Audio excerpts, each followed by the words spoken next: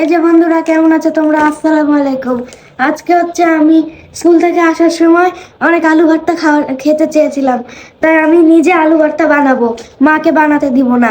তো চলো আমরা বানাই। আর এই আলু ভর্তাটা হচ্ছে আলুজ ভর্তা। এটা হচ্ছে ইনস্ট্যান্ট আলু ভর্তা, বোম্বে সুইটসের। আর এটা হচ্ছে চুলা লাগে না, কোনো চুলা টুলা, তাই এটা একাই করা যাবে। চলো দেখি এটা ওয়ার্থ ইট কিনা আমরা। তো এটা হচ্ছে প্রথমে, প্রথমে একটা গ্লাভস দিয়ে দিবে যাতে হাত না মাখে। তারপর হচ্ছে fried onion, fried chilli, salt, তারপর হচ্ছে এটা পটেটো পাউডার, আসল পুরো শুদ্ধ আলু দেয় না। আর এটা হচ্ছে মাস্টার্ড অয়েল। তো সবগুলো একসাথে মিক্স করতে হবে। আর এইটা হচ্ছে একটা প্যাকেট, এর মধ্যে যে এই পর্যন্ত পানি নিতে হবে, একদম মাপ করা যায় যাতে 150 ml। ও মেজারমেন্ট পাউচ।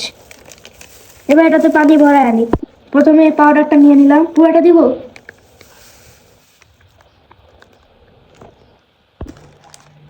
এটা হচ্ছে ফ্রাইড অনিয়ন, এটা অনেক ক্রিস্পি।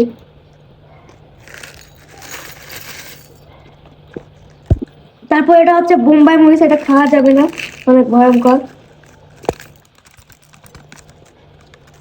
তারপর হচ্ছে লবণ, সল্ট। তারপর হচ্ছে মাস্টার্ড অয়েল।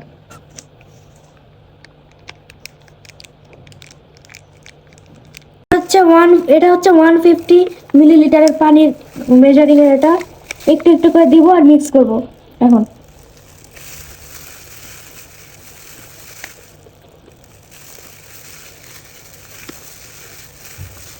আলু আলু গন্ধ আসা শুরু হয়ে গেছে। আটার মতন একটা ডোর মতন হয়ে গেছে, এই যে ডো আলুটা। এটা হচ্ছে একটা পটেটো ডো। নর্মালি আটার ডো, ফ্লাওয়ারের ডো হয়, কিন্তু এটা হচ্ছে পটেটোর ডো। এরপরে এটা হচ্ছে মিক্স করতে হবে একসাথে করে, সবগুলো একসাথে মিক্স করতে হবে। এটা এটা হচ্ছে চাটনি, এর মধ্যে সব ইনগ্রিডিয়েন্টস গুলো হয়ে গেছে, এখন শুধু প্রিপেয়ার করতে হবে মিক্স।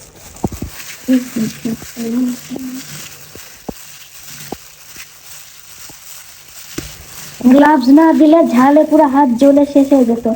এখন চাটনিটা মিক্স হওয়া শেষ, এখন ডোটা দিব।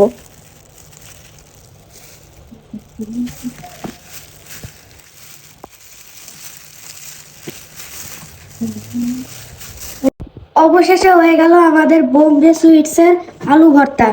এটা হচ্ছে অনেক সুন্দর দেখতে, মরিচ পেঁয়াজ অনেক কিছু আছে। চলো এবার ট্রাই করি ভাত দিয়ে কেমন লাগে। চলো দেখি কেমন এটা। বিসমিল্লাহ। অনেক মজা, নর্মাল আলু ভর্তার থেকেও বেশি টেস্ট।